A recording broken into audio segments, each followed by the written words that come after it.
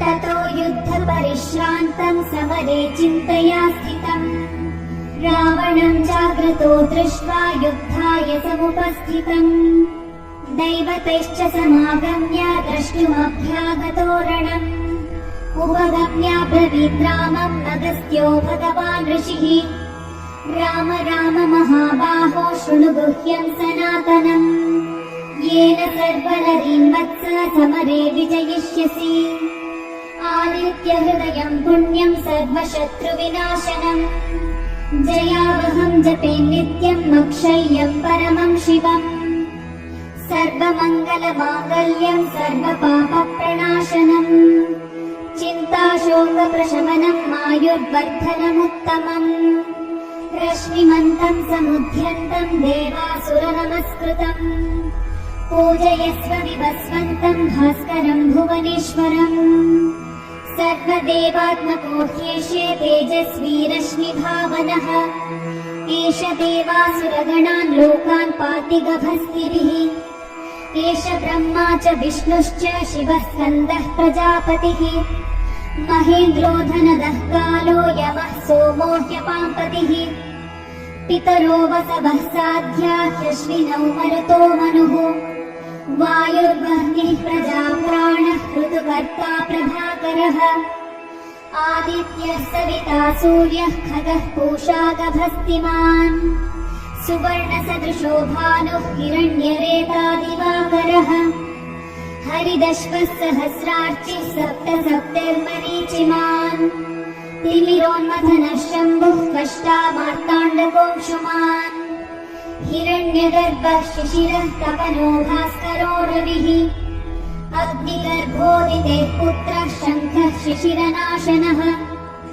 व्योमनाथस्तमो भेदी रुद्यजः सामपारगः घनावृष्टिरपामित्रो विन्ध्यावीथीप्लवङ्गमः आतपी मण्डली मृत्युः पिङ्गलः सर्वतापनः कविर्विश्वो महातेजा रक्तः सर्वभवोद्भवः नक्षत्रग्रहताराणामधिपो विश्वभावनः तेजसामपि तेजस्वी द्वादशात्मन्नमोऽस्तु ते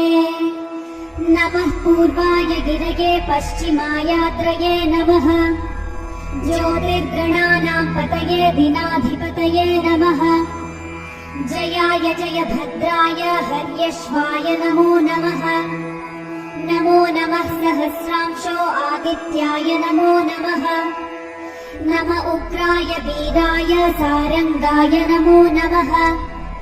नमः पद्मप्रबोधाय मार्ताण्डाय नमो नमः ब्रह्मेशानाच्युतेशाय सूर्यायादित्यवर्चसे भास्वते सर्वभक्षाय रौद्राय वपुषे नमः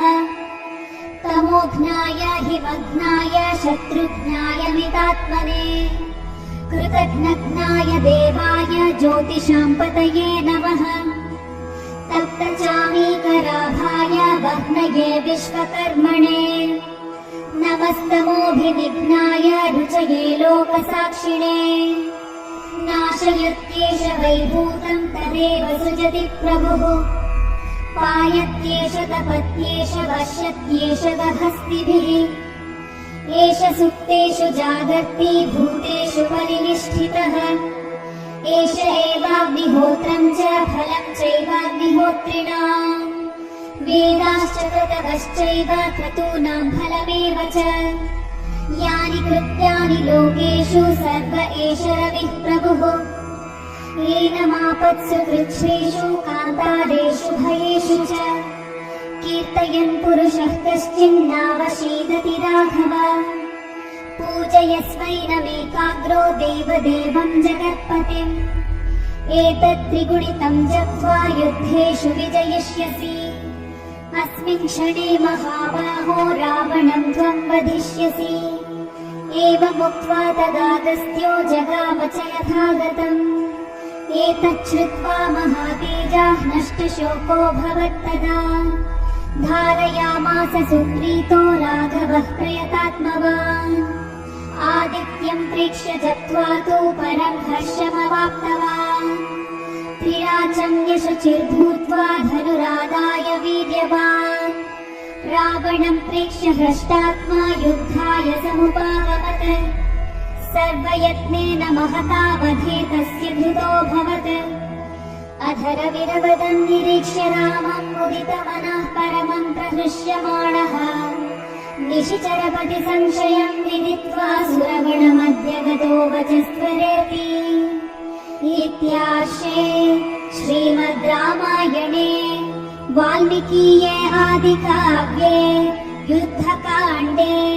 5,000 सर्गः।